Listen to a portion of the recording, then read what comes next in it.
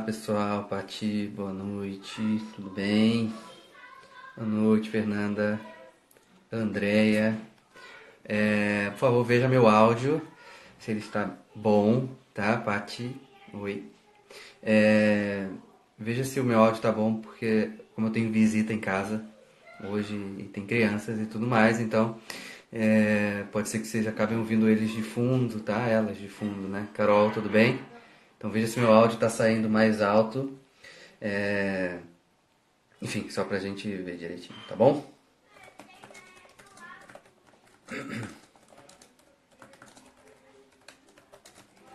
Tá bom o áudio? Obrigado. Então, Marília. Então, já estou avisando a vocês, né? Qualquer voz de fundo faz parte do contexto de hoje, ok? Então, vamos nós no nosso caminho. Deixa eu só botar meu tempo aqui de live. Pronto. Vamos nós. Como vocês bem sabem, e como eu ainda tenho a paciência de sempre explicar, né? A minha live de quinta-feira é uma live voltada às minhas postagens da semana. Então, todas as postagens que eu vou fazer, né, que eu fiz, né, nessa semana. Oi, Rony, tudo bem? Eu vou comentá-la, né? Nós vamos discorrer aqui um pouquinho sobre elas, tá bom? Então, essa é a ideia. Então, se vocês estão lá, Rafael, adorei essa postagem que você fez, curti lá, comentei, etc, etc, etc. Agora vai ser, agora nós temos uma oportunidade de conversar um pouco sobre elas, tá bem? Então, isso é algo importante. E aí, Antônio, tudo bem? Enfim, então, como a Cláudia já está aqui, eu já peço a ajuda dela para nós começarmos aqui na segunda-feira, que na primeira postagem. Então, a Cláudia vai escrever aqui para mim, eu vou fixar a postagem de cada dia e a gente vai comentando um pouco, tá bom? Na segunda... Aí, tá vendo? Tá vendo? A Cláudia foi eficiente. Não que eu ia começar a ler, a Cláudia já botou aqui. Então, vamos lá, ó. Na segunda-feira, a postagem foi a seguinte, né? Abre aspas aí, mas buscar as virtudes, a maturidade e a ordem dói. Fecha aspas. Né? Sim, a resposta é essa. Uhum, dói. Busque, né? Então, isso é algo importante. Por quê? Como nós temos um corpo mal acostumado numa vida de comodismos, né, destrutivos, fazer o que deve ser feito, fazer a coisa certa, num estágio da nossa vida, será necessariamente doloroso. E qual o estágio da vida que isso é necessariamente doloroso? Principalmente no início. Principalmente quando a gente decide fazer o bem, decide ser bom, decide se vencer, aí, né? Boa noite, Jéssica. Aí nós vamos começar a necessariamente a sentir a dor de querer ser bom, né? Por quê? Porque quando nós vamos decidir essa ideia de buscar a maturidade, buscar a ordem, buscar as virtudes, nós vamos começar a bater direta ou indiretamente no egoísmo, na soberba, da necessidade, hein, Marquinhos, tudo bem? Da necessidade, entre aspas, de controle. Nós começamos a bater diretamente nisso, né? Então a gente vai sentir uma dor imediata desse processo. Boa noite, Patrícia. A gente vai sentir uma dor necessariamente imediata. Por quê? Porque a gente está acostumado a ter uma soberba mais ou menos, oi, Emily, uma soberba mais ou menos ali viva dentro de nós, né? Nós vamos ter um egoísmo vivo dentro de nós, nós vamos ter uma necessidade de controle de tudo dentro de nós. Por quê? Oi, Júnior, tudo bem? Então, assim, isso é um ponto importante. Porque na nossa construção, isso pode ser um caminho que todo mundo pode fazer individualmente aí. Pense na tua construção como pessoa, o quanto o egoísmo, o quanto a soberba e o quanto o controle esteve nessa formação de quem você é hoje. Certo? Perceba isso, reflita isso. Né? Nós vamos perceber que sim, o controle estava lá, ou às vezes nós fomos educados, etc, etc, etc. Só que quando eu falo isso, não é necessariamente para que a gente volte, entende? Para que a gente volte necessariamente para culpar, né? Oi, Angélica, tudo bem? Para culpar A, B ou C. Porque dói. Dói em mim porque minha mãe não fez certo. Dói em mim porque meu pai não fez certo. Dói em mim porque a sociedade não fez... Não, não, não. Não é esse o ponto. A gente entender o porquê que nós estamos aqui não é para a gente culpar as outras coisas. E não é tirar a nossa culpa do processo. A gente vai fazer necessariamente essa investigação da nossa própria história para justamente a gente entender a nossa história. E não para achar um culpado. Não me interessa. Nós temos que nos importar muito pouco pelo culpado de algum pensamento errado nosso, ou algum hábito errado nosso. Nós temos que vencer. Porque achar um culpado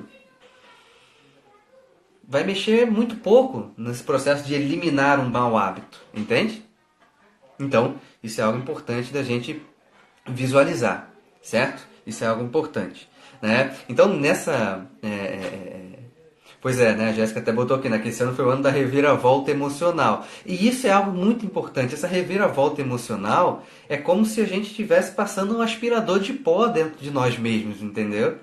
E é aquele barulho, é aquele puxando lá, e às vezes isso pode nos incomodar. Nós temos que ter uma ideia que, ao buscar a ordem, virtude, maturidade, isso vai nos incomodar.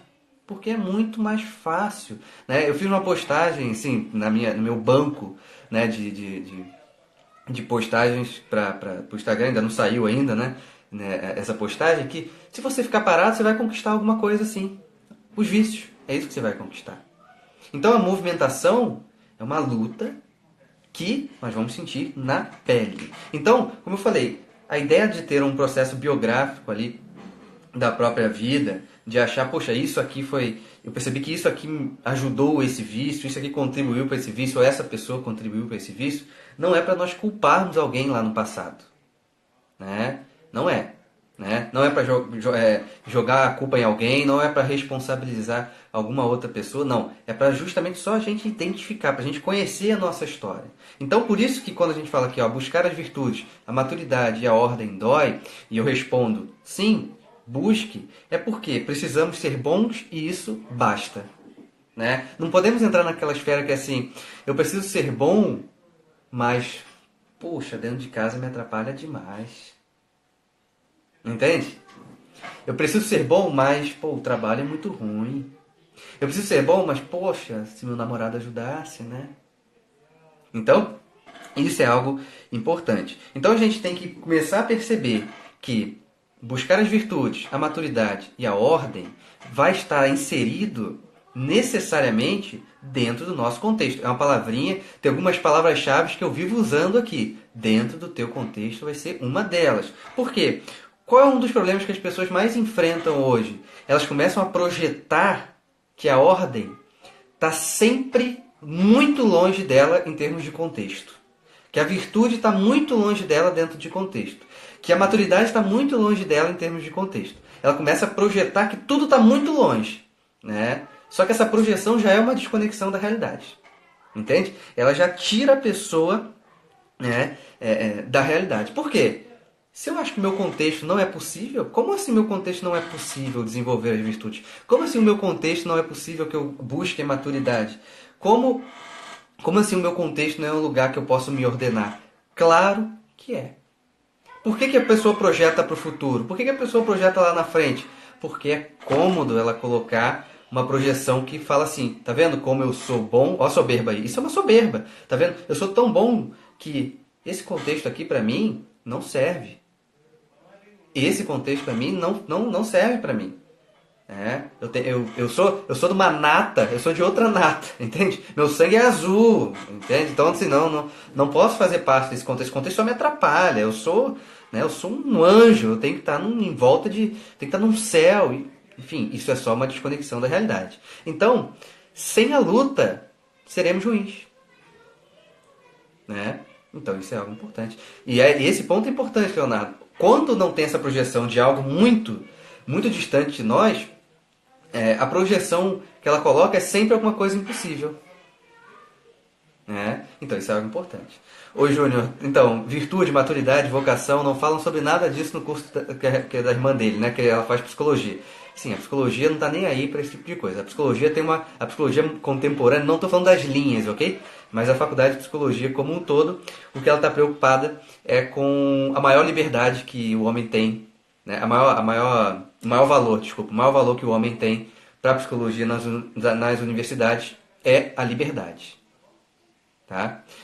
Então, assim, o homem ele tem que estar livre para fazer qualquer coisa. Se ele quiser se viciar, né, em cocaína, deixa ele. Então, por isso que não vai falar de vocação, por isso que não vai falar de ordem. Porque o que é ordem? O que é ordem para você? O que é ordem para mim? Vai entrar nessa esfera subjetiva, que é uma porcaria, enfim. Né? Gisele, você perdeu só a primeira, só a segunda-feira. Tem o resto da semana aqui. Vambora. Né? Vambora.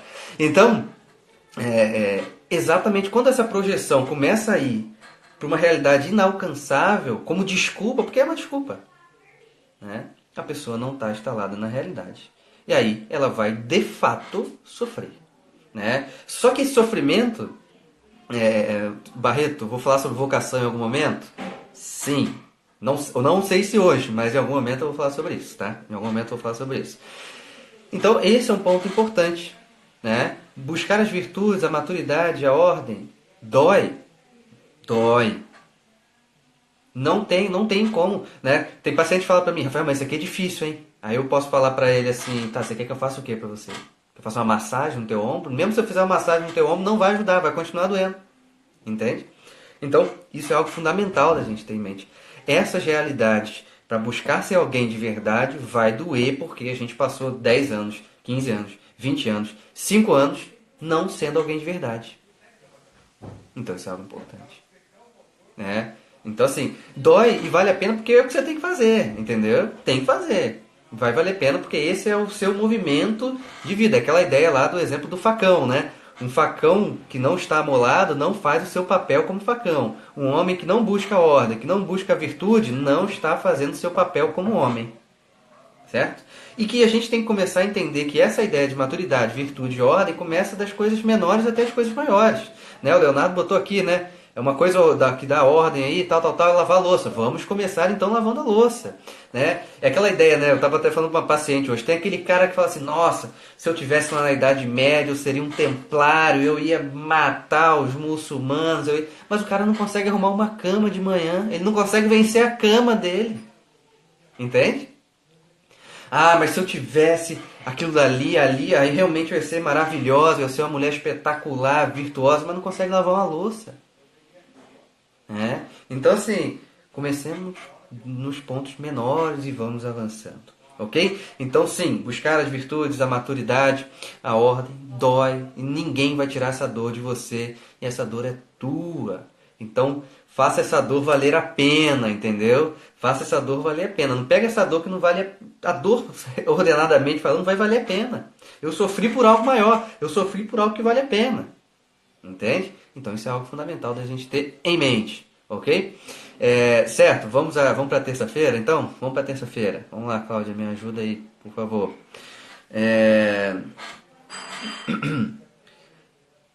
Na terça-feira, a postagem foi... Vou ler aqui para vocês enquanto a Cláudia não... a Cláudia realmente está muito rápido, parabéns, calma aí. Deixa eu só fixar. Exatamente, Marília, não dá para terceirizar o amadurecimento. Por isso que na minha postagem de sexta-feira passada, qual foi? Você tem uma luta que é só sua e ninguém vai lutar por você. Esse é o processo. Entende? Ninguém vai tirar a dor da sua luta. E ninguém vai lutar por você. Essa luta é só tua. Né? Silenciosa, né? Uma luta quase silenciosa ali. Né? Então isso é algo importante. Mas vamos nós para a postagem de terça-feira. Né? Terça-feira, tá lá. O deleite momentâneo das paixões. De novo, o deleite momentâneo das paixões desordenadas só aumenta o vazio da alma. Então um cara lá, que na segunda-feira ele não quer sofrer as dores, né? Ele pode cair nas paixões desordenadas, que vai ter um deleite. Tem um deleite. Você cair num vício, existe um prazer sensível ali. Né? Existe um gozo físico ali, certo? Então isso é algo importante, né? Porque senão ninguém entraria nisso, né? Ninguém cometeria um ato desordenado, ninguém cometeria um vício se aquilo ali não desse algum tipo de prazer, algum tipo de segurança, né? Mas pode falar assim, Rafael, eu tenho uma determinada questão que eu sei que está errado, mas você ficar ali te dá um certo comodismo, te dá um certo pensamento de controle, que é um certo prazer ter controle, entende? Então assim, quando uma pessoa acaba sendo, né, governada ali, né, pelas paixões desordenadas, né, ela vai ter um deleite que é momentâneo de fato. Só que isso aumenta, né, o vazio ali na alma. Por quê? Porque chega um momento que aquele deleite ele acaba. E o que sobra? Sobra o vazio. Sobra o fruto. Qual é o fruto? Nada. É como você abrisse um coco e o coco está estragado por dentro. Né? Então vai ser mais ou menos essa dinâmica, né, dentro desse processo. Vai ter ali necessariamente um deleite momentâneo. Né? Vai ter algum tipo de prazer ali. Mas, uma coisa que é importante, eu não tenho aqui, se eu tivesse eu mostrar para vocês, a gente tem que tirar a lupa da questão. Entende? Se a gente tirar a lupa, a gente vai ver o campo aberto. Certo? A gente vai conseguir ver essa questão aberta. Então, nós vamos sair desse prazer imediato. Porque quando eu estou movido por alguma desordem, vamos dar, sei lá, vamos dar qualquer exemplo aqui vamos dar da gula, por exemplo. A gula é uma desordem, né? Se eu ficar com a lupa vai ficar presa ali. Eu quero comer. Eu tenho desejo de comer, a lupa está ali. Quando eu afasto a lupa e tiro a lupa, eu vejo todo o processo. Eu falei, não faz sentido eu continuar, certo?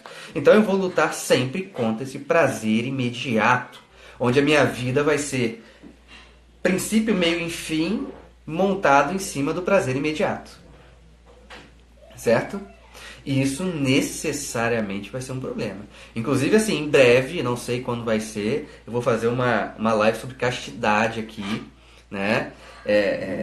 Vai ser bem bacana, vai ser bem legal. Então, isso é algo... Obrigado, trouxeram minha água, porque eu esqueci de trazer minha água aqui, calma aí. Eu sentei aqui e esqueci da água. Inclusive, esqueci do que eu estava falando agora. Voltando. Então essa pessoa que vive nesse prazer imediato, que tudo na vida dela, que toda escolha dela tem que ter um prazer imediato, tem que ter um elogio, tem que ter algum afago, né? Isso é um problema. Né? Tem uma postagem que vai sair provavelmente na semana que vem, que é isso. A sede de controle faz o homem ser descontrolado. Né? O homem que está buscando controle, ele vai ser inevitavelmente descontrolado. Então, isso é algo importante. A live da castidade vai vir em algum momento. E é um psicólogo falando de castidade, ok, gente? Eu não estou aqui, não vou falar sobre, né, é castidade dentro do viés da psicologia, ok? Mas vocês vão saber quando ela vai vir, tá? Mas enfim, então, nós temos que sair dentro dessa esfera de que minha vida tem que ser ordenada dentro de um prazer imediato. Tudo que eu tenho que fazer tem que dar um prazer imediato. Isso vai gerar ansiedade, isso vai matar a paciência, porque eu nunca vou conseguir algo. Boa noite, Roberto. Eu nunca vou conseguir alcançar algo que precisa de um planejamento. Nunca vou conseguir. Porque se eu quero um prazer imediato, né? Então, isso é algo importante. E hoje, a sociedade de hoje justifica isso da seguinte forma. Eu quero ser feliz. Eu tenho o direito de ser feliz. Só que temos que lembrar que a sociedade de hoje sequer sabe definir o que é felicidade. Então a felicidade da sociedade de hoje está acoplada dentro dessa questão do prazer carnal. Certo? Por isso que hoje em dia tudo, né, digamos assim, que uma fidelidade do homem para qualquer coisa foi posto em xeque. Por que foi posto em xeque? Porque se ele está vivendo em cima dessa questão prazerosa, ele não vai dar a palavra dele com absolutamente nada, né? A palavra dele não vai servir para nada, porque ele só vive na questão do prazer. Certo? Então, isso é algo importante da gente ter em mente. Então, nós temos que pensar o seguinte: gozo imediato, essa busca por um gozo imediato, vai dar para um vazio prolongado. Na medida que eu vivo buscando esse gozo imediato de tudo da minha vida, eu vou ter um vazio cada vez mais longo, cada vez mais longo, cada vez mais longo. Né? Então, isso é algo fundamental da gente ter em mente. No final das contas, o homem ali, ele vira submisso do prazer. Né? Hoje em dia tem tantas pessoas, né? Não podemos ser submissos a isso, isso e aquilo. E na verdade as pessoas falam isso e elas são completamente submissas ao prazer, por exemplo. né? Adoram falar, nós temos que ter livre, nada tem que mandar em mim, e elas são simplesmente governadas pelo prazer. E aí elas acabam se desfazendo como um papel molhado na vida, né? Não consegue ficar fixo, não consegue ser alguém de carne e osso, né? E aí vira alguém de papel. Então assim, quem quiser viver do prazer momentâneo, vai lá, viva. Não como te proibir. Mas pode ficar tranquilo que daqui a um tempo você vai ficar desesperado procurando ajuda. E quando eu falo desesperado, eu não estou exagerando. É de fato desesperado. Você vai entrar num desespero. Sua vida vai ficar louca de uma certa forma, né? Por quê? Porque vai perdendo o sentido, vai vendo que o prazer vai perdendo o gosto, né, da coisa, né, que vai ficar o tempo inteiro estimulando determinada coisa e vai necessariamente se destruindo, ok? Então, de novo, o deleite momentâneo das paixões desordenadas só aumenta o vazio da alma, ok? Então, isso é um problema, ok? Então, esse é o ponto 2, o nosso pontinho de terça-feira, ok? Vamos nós para o nosso ponto de quarta-feira? Para a gente ir avançando aí no nosso caminho? Vamos lá, deixa eu desafixar aqui o comentário. Vamos lá, eu vou ler aqui e daqui a pouco a Cláudia já vai botar ali. Exatamente, Jéssica. A pessoa vai perder o domínio dela própria, né? Ela vai perder o domínio dela própria e ela não vai conseguir. É aquela questão, ela está escravizada pelas paixões. Quando ela está escravizada pelas paixões ordenadas, ela pode sentir lá o prazer dela, ela vai sentir, mas ela vai escravizar a vontade. Então, na medida que a vontade, sim, a preguiça é um vício acoplado à sensualidade. Porque tem um prazer em não fazer nada. Né? Tem um prazer em não fazer nada ali.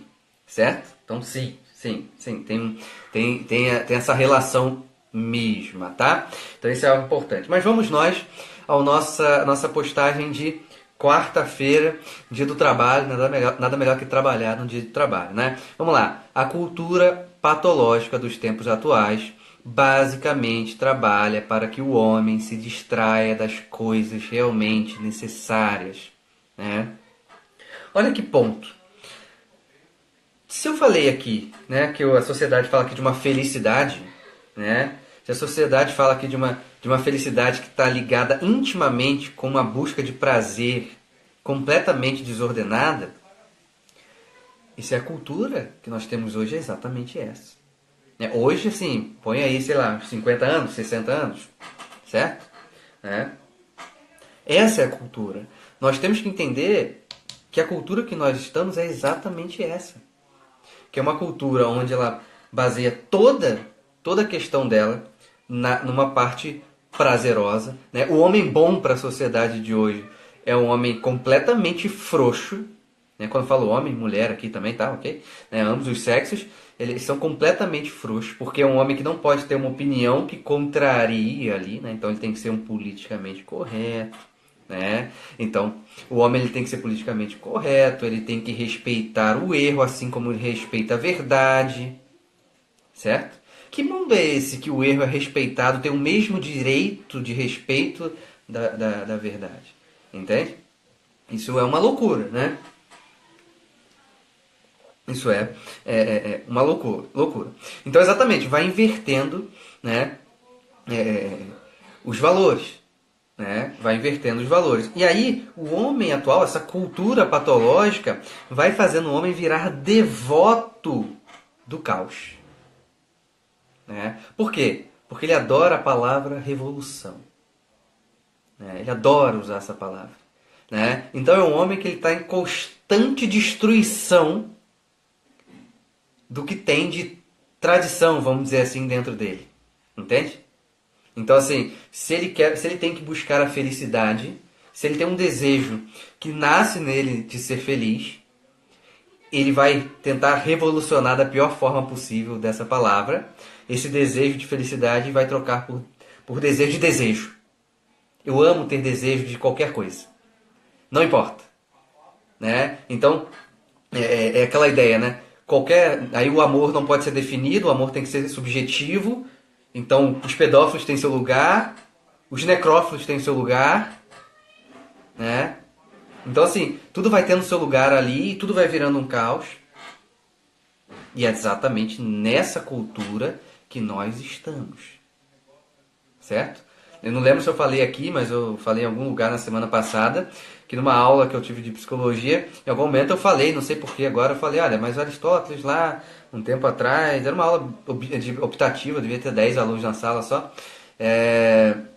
porque Aristóteles falava lá que o homem ele pode ter lá uma desordem, tal, tal, tal, e o aluno do meu lado falou assim, ué, mas o que é desordem?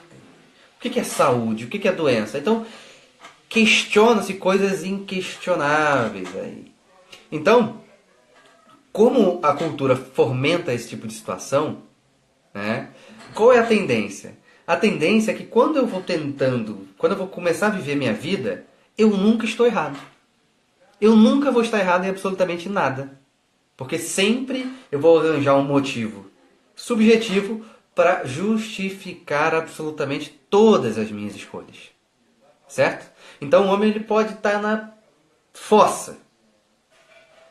Né? Ele pode estar na fossa, mas ele vai falar que mas essa fossa eu estou aqui porque eu sou sincero, né? Porque eu sou isso, porque eu sou aquilo. Olha a soberba. É uma cultura que quer criar em cada uma das pessoas um status de Deus, onde cada um faz a sua realidade. Então, vai tendo essa distorção. Né? Vai ter uma dispersão ao essencial. O essencial me causa nada. Eu sou apático à verdade. Eu sou apático à ordem. Eu sou apático ao belo. E eu crio essa devoção ao desordenado, né? E etc, etc, etc.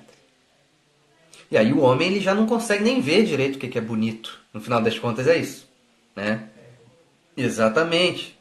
A verdade acaba sendo vista como um julgamento. Não vou entrar no mérito hoje não é uma live para isso, né? A de como eu vou falar, se eu jogo a verdade, se eu falo a verdade de um modo ordenado ou não. Não vou entrar nesse mérito hoje. Mas tudo vira ali muito agressivo. Então é aquela ideia, eu vou ser o meu Deus, eu vou me tornar um Deus, então eu vou ter toda uma soberba, porém, quando alguém simplesmente fala que não concorda comigo ou que tem uma opinião diferente da minha, eu viro uma criancinha de 5 anos acuada. Onde eu vou começar aquele mimimi ali de você está me oprimindo, você não respeita, você isso, você não aquilo. Então uma cultura, essa cultura patológica que dos tempos atuais, ela afasta o homem das coisas essenciais. Então vai ser uma cultura que ela é caos, que ela fomenta necessariamente o caos o tempo inteiro. Eu tenho certeza que se a gente der uma volta em grandes centros aqui do Brasil, certo? Não, vou dizer mais pra gente não ficar falando mal só do nosso país, tá? Morei em Portugal no ano passado. Se você for, eu morei em Coimbra, não tava no interior, tava num lugar universitário, famoso e tal. Morei em Coimbra e lá a mesmíssima coisa. Se tem jovem imbecil no Brasil, tem jovem imbecil em Portugal. E não é os brasileiros que estão para lá, não. São os portugueses mesmo, entendeu? Então, isso é algo importante da gente visualizar, porque é uma cultura patológica que não está só no Brasil. Entendeu? A idiotização é do mundo, entende? É do mundo necessariamente. Né? Então isso tem que estar bem claro para nós também.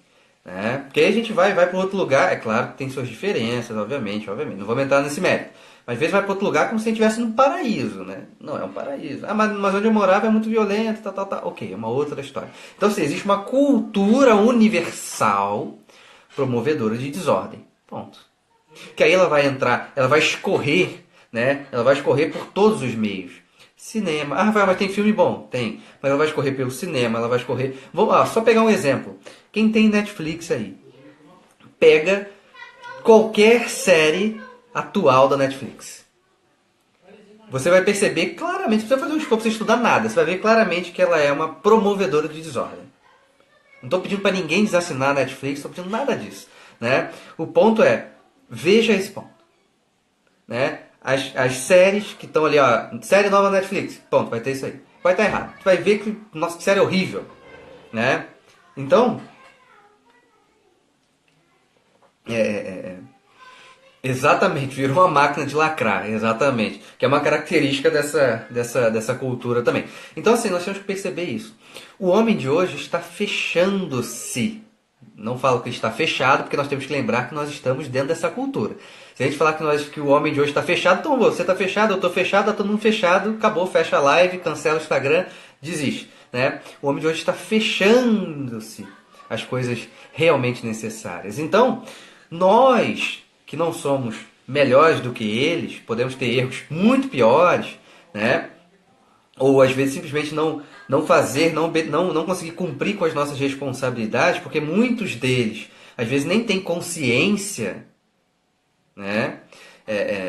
Dessa questão, mas enfim, acabam sendo levados por isso, né? Nós temos um papel que vai ter que passar necessariamente por uma humildade. Quando eu falo nós, ok? Não sou eu sozinho, não. Nós, todo mundo está aqui. De passar, de fomentar da melhor forma possível essas questões de ordem, essas questões do belo, essa questão da verdade, etc, etc, etc. Certo? Essa é uma missão que nós temos aqui.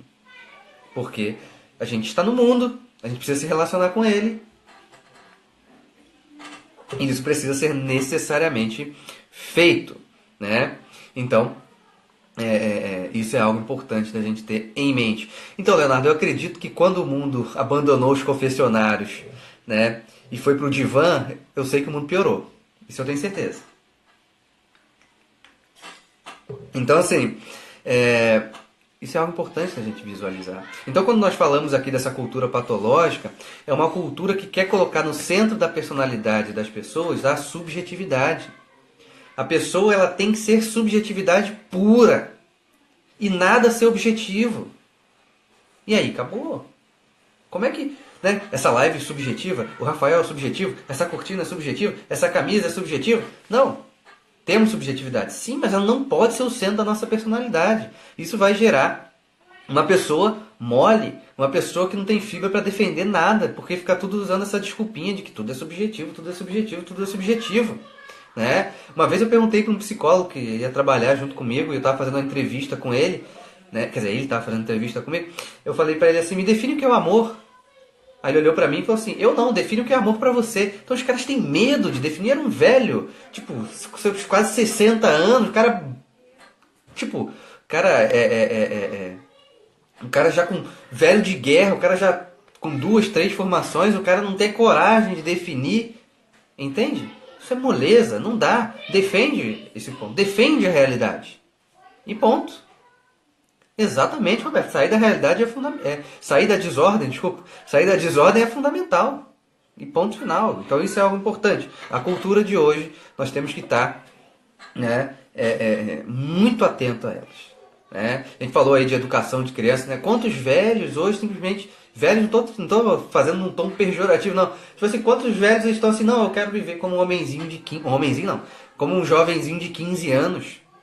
Né? Aí vira um avô babão no pior sentido do termo. Entende? Então, enfim, isso não pode acontecer. Nós temos uma luta contra a cultura contemporânea, contra a cultura patológica contemporânea. Essa é uma luta nossa. Por quê? Porque nós estamos inseridos nela, então ela vai querer bater na gente de qualquer forma. Não é à toa que alguém que hoje que fala de realidade, que fala de ordem, que quer viver uma vida ordenada, em determinados contextos, eles vão ser humilhados, eles vão ser atacados, eles vão ser agredidos de uma certa forma. Né? Então, isso é algo importante da gente ter em mente. A cultura contemporânea é patológica e afasta cada vez mais as pessoas de se ligarem, de se conectarem com as coisas realmente necessárias. E aí a psicologia contemporânea, ou melhor dizendo, os psicólogos contemporâneos ajudam a isso, porque eles ficam o tempo inteiro falando assim, não, olha, eu não posso falar... Eu tenho aquela ideia, né? Eu não posso falar nada para o meu paciente.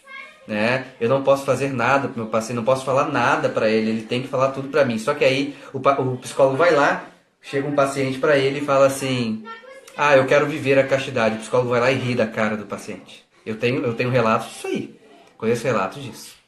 Né? Então, Isso é algo importante. Porque quando chega uma pessoa, ela fica num nível tão desordenado, o vício corrompe tanto ele que ele começa a odiar a verdade. Ele começa a odiar a ordem, ele começa a caçar o que há de ordenado, o que há de luz dentro dele para matar. Então, não é essa a ideia. A gente não vai ficar para sempre assim, meu Deus, como eu sou desordenado e preciso me ordenar. Se você não se ordenar, você vai se desordenar e você vai começar a ter raiva do que é ordenado. Você vai virar um bicho que vai perseguir, né?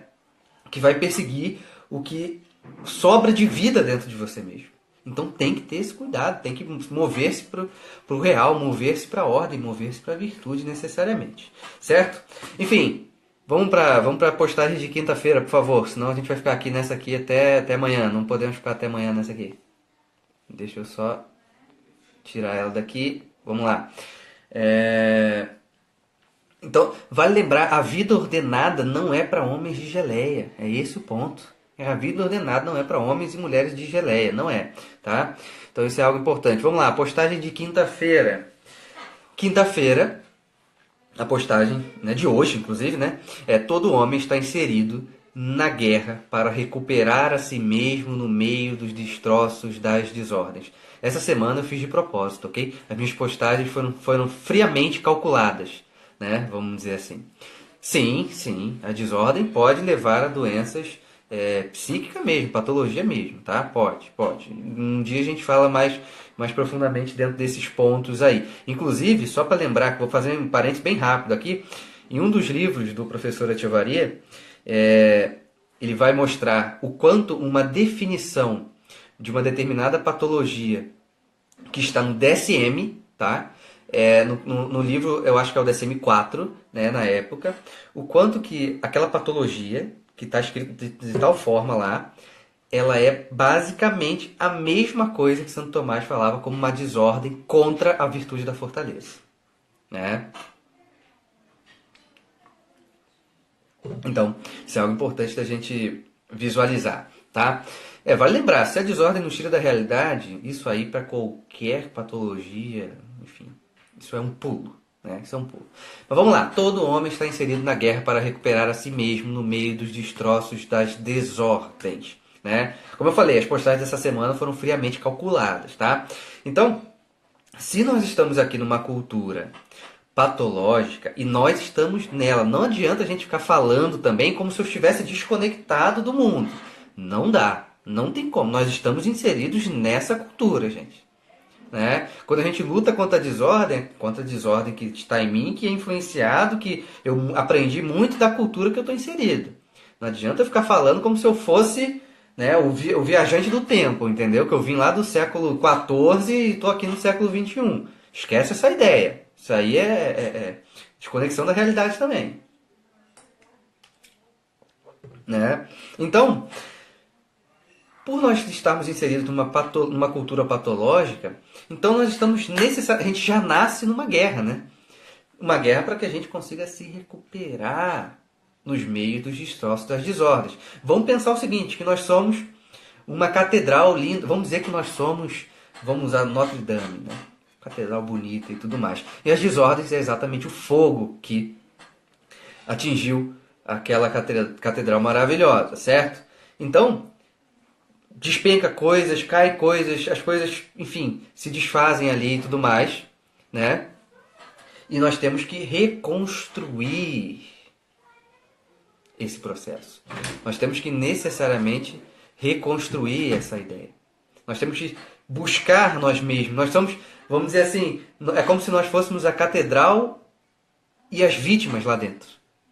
E aí eu também tenho que ser o bombeiro para ir lá e buscar e salvar e apagar o fogo. Eu tenho que fazer isso. Lembra daquela luta que é só minha e que ninguém vai fazer por mim. Certo? E que eu tenho que necessariamente fazer.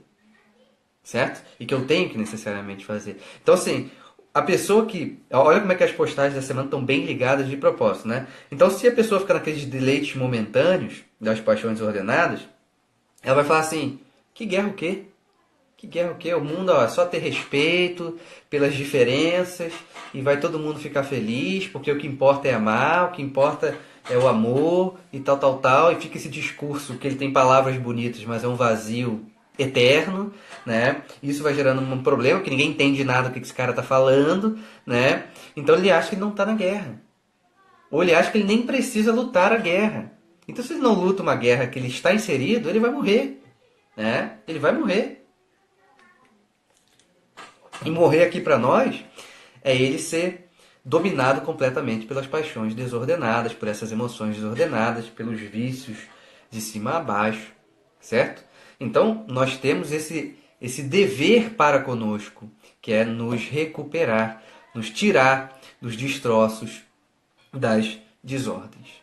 Né? E claro que, de repente, para o ciclano, a desordem principal dele, né, sei lá, é a inveja. Né? Então, beleza, você vai ter que tirar você do meio dos destroços ali que tá da inveja. Ah, o meu outro, Rafael, é a vaidade. Ok. Né? Nem todo mundo vai ter a mesmíssima coisa ali. Né? Claro que tem algumas desordens que elas são mais universais, vamos dizer assim. Né? Que todo mundo, por exemplo, a soberba, todo mundo tem que lutar contra a soberba, por exemplo. Né? Contra o egoísmo, todo mundo tem que lutar contra o egoísmo. Mas às vezes um ou outro ali tem uma dificuldade mais específica. Né? Então, beleza, nós vamos lutar contra isso. Né? Então, isso é algo fundamental da gente conseguir visualizar dentro desse processo. Né? Isso não é uma opção, gente. Recuperar a si mesmo no meio dos destroços das desordens não é uma opção. Você não tem uma opção de não querer fazer isso. Certo? Então isso é algo importante a gente ter em mente. Sim, Leonardo, resumidamente, se a gente pensar nos temperamentos mais calminhos, vamos dizer assim, um fleumático comparado com o sanguíneo colérico, né? O fleumático e o melancólico, vamos dizer assim, de repente a preguiça é muito mais forte neles ali, tá? Então, isso é algo importante. Mas enfim, então assim, isso não é uma opção. Sabe por quê? Porque, como eu falei agora há pouco, o erro e o acerto não pode ter o mesmo direito. Entende? Eles não podem ter o mesmo direito. Então, por exemplo, se alguém falar assim, tipo, se perguntar, você é livre para matar alguém? Não. Livre para matar alguém você não é. Porque se você matar alguém, você vai ser preso. Né? Você tem a possibilidade de matar alguém. Certo? Então, assim, você é livre, vamos dizer assim, para não lutar a guerra para recuperar a si mesmo? Não. Por quê? Porque se você não fizer isso, você vai se tornar um desordenado, uma pessoa viciada ali, uma pessoa ruim. Mas você tem a possibilidade de não lutar. Então por isso que eu falo que vocês não têm o direito de não lutar essa luta. Certo? Então vocês têm que lutar necessariamente. É uma luta que ou se luta ou vai morrer sempre. E é uma morte em vida, no sentido que você vive e morre. Você nunca morre e para. Você volta pra guerra e morre. Volta pra guerra e morre. Não volta pra lutar, volta só pra morrer. Certo? E volta só para morrer. Por isso que, assim, essa desconexão da realidade é importante da gente visualizar. A depressão hoje não é por acaso que a depressão hoje é uma doença do século, não é por acaso que a ansiedade é uma doença do século, certo? Então isso é algo importante, né? Então essa guerra é uma guerra contra o que nós também construímos. Como eu falei, eu tenho que lutar contra algo de 10 anos, contra uma vida de 15 anos que eu levei, que eu achava que era certa. E agora eu percebi que foi uma droga continuar, ter vivido aquilo. Então, é uma guerra contra, muitas das vezes, o que nós construímos. Nós construímos desordens dentro de nós e fora de nós também. Né? Então é uma luta que vai ter que entrar dentro dessa esfera também, sem achar culpados. Na verdade, quem achar o culpado é você, ok? Você é o culpado, tá bom? Então vamos lá, vamos lutar, né? Esse é o ponto importante aqui para nós, certo? Então isso é algo fundamental da gente ter em mente. Existe uma guerra contra, né, a cultura, né, que nos desordena e tudo mais, e uma guerra também contra o que nós acabamos construindo. Né? Então não podemos ter medo de destruir o que é mal em nós, ok? É uma obrigação, inclusive. Mas eu não sei como vou ser se eu destruir o que há de mal em mim. Não me importa. Só o fato de você destruir o que é mal em você está tudo certo. Exatamente, é demolir o que nós próprios construímos. Por quê? Porque aquilo ali não faz parte da nossa essência, certo? Aquilo não faz parte. Por mais que as pessoas, né, Por mais que as pessoas adorem falar isso, né? Adorem falar assim, não, mas isso aqui é minha essência. Isso aqui é quem eu sou, né? Essa frase, adoro ouvir essa frase, porque se existe uma frase que a pessoa mais mente para ela mesma é essa, né? Ah, eu sou assim, não vou mudar. Esse é meu jeito, essa é a minha essência. E ele está falando simplesmente de uma desordem que, tipo, não tem nada de essência nele. É justamente o que quer matar a essência dele, inclusive, né? Então isso é um problema. Enfim, essa foi a postagem de quinta-feira. Todo homem está inserido na guerra para recuperar a si mesmo no meio dos destroços, das desordens, tá? E, como eu falo para vocês aqui, que quem está aqui na live tem um acesso ali, né? Digamos assim, prévio à minha postagem de amanhã, que é a postagem de sexta-feira. É importante a gente falar aqui a postagem que vocês ainda não viram o desenho maravilhoso lá, a figura maravilhosa que eu ponho em todas as minhas postagens, né? Então, vamos lá, deixa eu só esperar a Cláudia colocar a minha postagem de sexta-feira, de amanhã, né? Que vocês têm a obrigação de dar o likezinho lá, já que vocês estão aqui, né? Então isso é algo importante, né? Às vezes é bom, Gisele, às vezes é bom te levar um soco no estômago, assim, que pode dar uma acordada, né? Então, assim, nós estamos falando aqui sobre esse processo de luta contra os deleites momentâneos, entender que para buscar a ordem e a virtude e a maturidade dói, lutar contra uma cultura patológica, perceber que nós estamos inseridos numa guerra para recuperar nós mesmos e nós temos que enfrentar essa soberba, certo? E por isso que o mundo do soberbo é invertido. O que ele acha que é elevação é, na realidade, queda. Seguinte, pessoal. Ah, eu quero a verdade agora. Eu quero a verdade, eu cansei dessa vida de mentira, então beleza, eu comprei a suma teológica. E aí eu começo a ler aquilo dali. E aí eu começo a me achar maior do que os outros. Então, o soberbo fala, nossa, como eu estou adquirindo a verdade, como eu estou crescendo, a verdade está entrando em mim mesmo. Na verdade, o soberbo acha que ele está subindo, o soberbo só cai. Só cai. E pode cair com Santo Tomás, pode cair com Olavo de Carvalho, pode cair com quem for, com Freud, com Jung, com o maior dos psicólogos, com o maior dos filósofos, com Aristóteles. Se ele for soberbo, aquilo dali vai derrubá-lo. Porque ele não sabe ele não sabe ordenar a vida dele. Certo? Então, por isso que, para Santo Tomás, olha que ponto interessante, por mais que seja uma linha de psicologia que não é muito conhecida na faculdade, a psicologia individual lá do Adler, né, ele concorda com Santo Tomás, onde fala que a patologia central, né, do ser humano é a soberba. Olha que coisa interessante. Né? A soberba é um mal psíquico. Entende? Então, isso é algo importante da gente visualizar. Nos afastar dessa soberba que faz eu perceber tudo à minha volta de maneira completamente ilusória. Porque se eu me sinto e acho melhor do que qualquer outra pessoa, eu já vou observar tudo à minha volta dentro desse prisma. E aí isso é um problema. Isso aí é um mal. Certo? Exatamente, o Adler. O Adler tem muita coisa concordando com Santo Tomás. Muita coisa. E quando é muita coisa, você não tem ideia. Né? Por isso que esses psicólogos aí, quando Santo Tomás e psicologia, nada a ver. Tá perdido no espaço. Não tem a mínima ideia nem que é o Santo Tomás. Né? Nunca leu o Santo Tomás e está falando isso. Mas enfim, isso aí é uma live para outro dia. Né? Então, essa soberba a gente vai precisar atacar.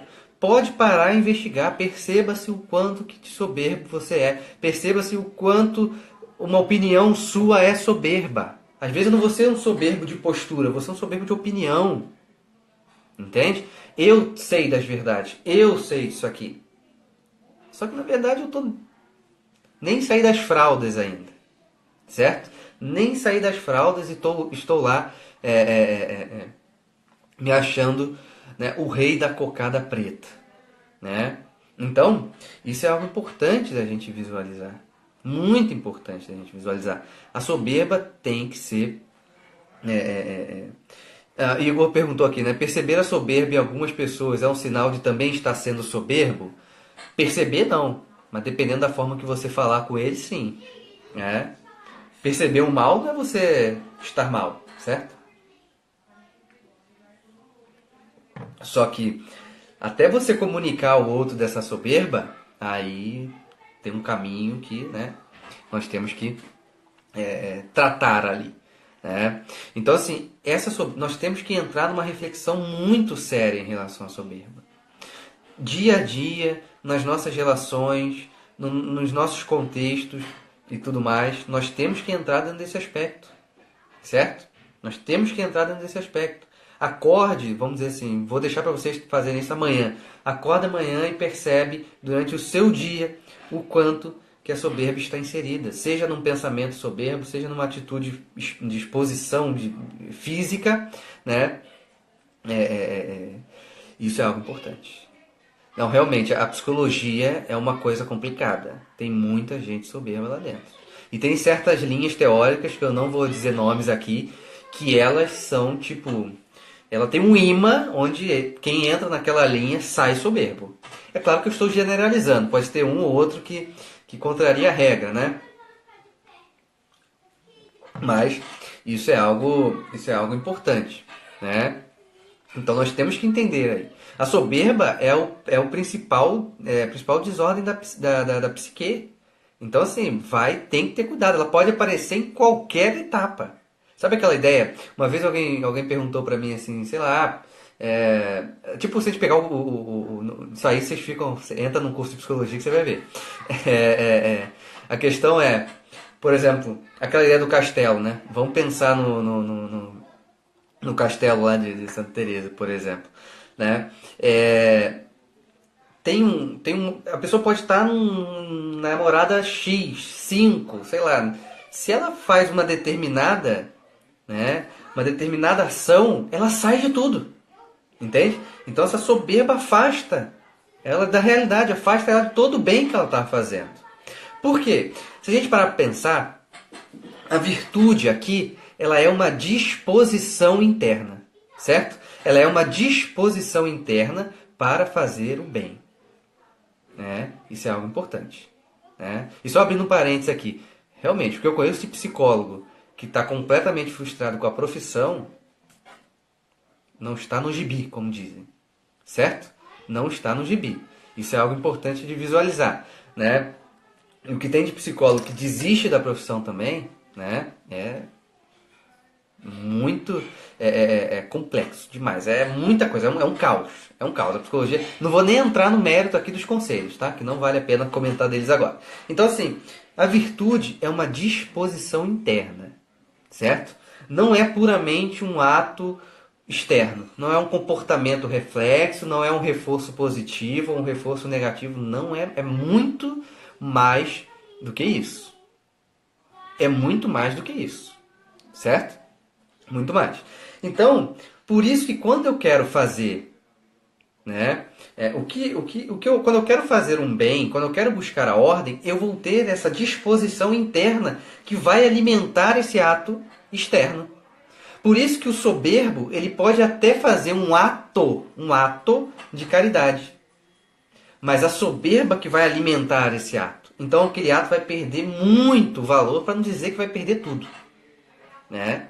Leonardo, o que tem de psicólogo que não sabe nem o que é alma, né? O que tem de psicólogo que não sabe nem o que é realidade, isso aí, enfim, uma doideira.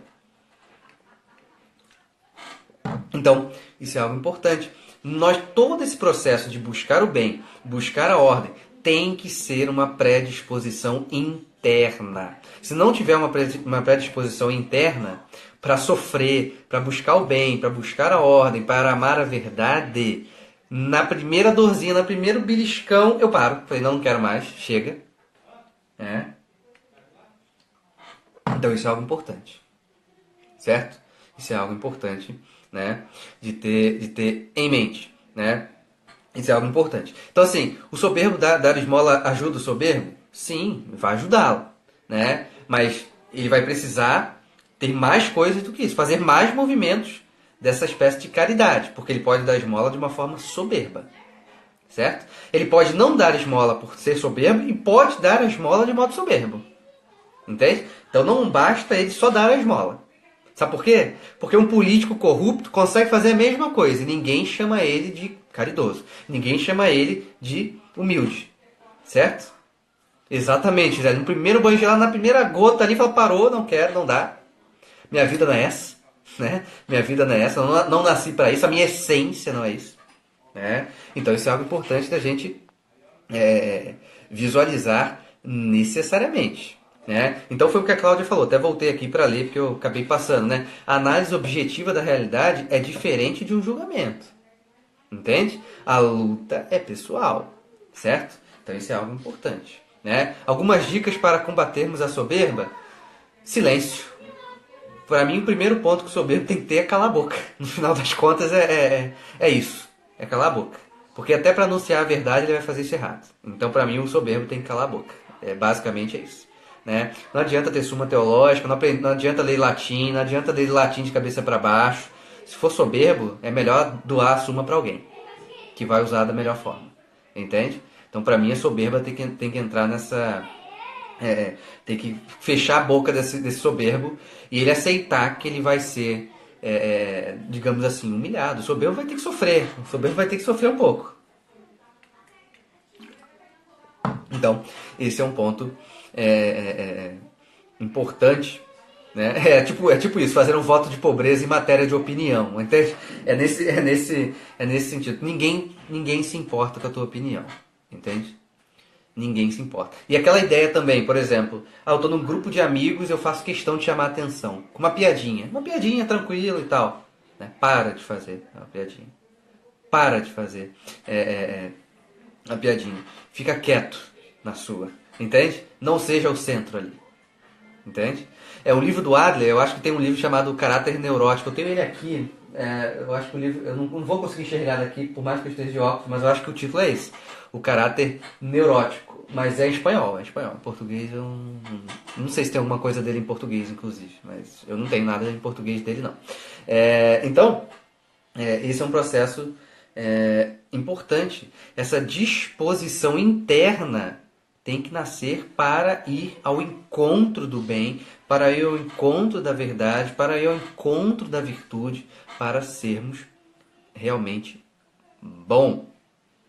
Certo? Então isso é algo fundamental. Né? Vamos recapitular aqui, tá? Vou até tirar aqui o comentário. Vamos lá. A primeira, né? Buscar as virtudes, a ordem e a maturidade necessariamente dói. Certo? E você tem que buscar. Fazer a coisa certa dói. Né? Precisamos ser bons e isso basta. Não tem mais, não tem porém, não tem nada.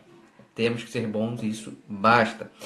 Porque na segunda postagem, o deleite momentâneo das paixões ordenadas só aumenta o vazio da alma. Então, quanto mais eu me desconecto, quanto mais eu deixo de buscar ser bom, o bem, a verdade, a ordem, essas coisas, eu vou me deleitando de maneira breve, porque esses deleites das paixões provocam um gozo de fato, só que é um gozo momentâneo que vai me tirando da desordem, que depois vem aquela ressaca moral onde a minha consciência me fuzila de cima a baixo. Tá? Então vamos lutar contra essa ideia desse prazer imediato.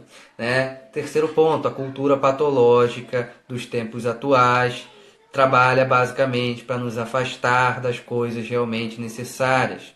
Né? Então ela vai querer que o homem fique apático aos bens e vai fazer com que o homem ele fique tendo uma devoção à desordem. Católico, Patrícia. Então, assim, vai querer que ele tenha uma devoção à desordem, ao caos. Então, a cultura patológica vai invertendo. Por isso que inverte os valores, porque é impossível um homem querer, por exemplo, a ordem se ele se fecha ao bem. Então, ele vai ter que amar a desordem necessariamente, certo?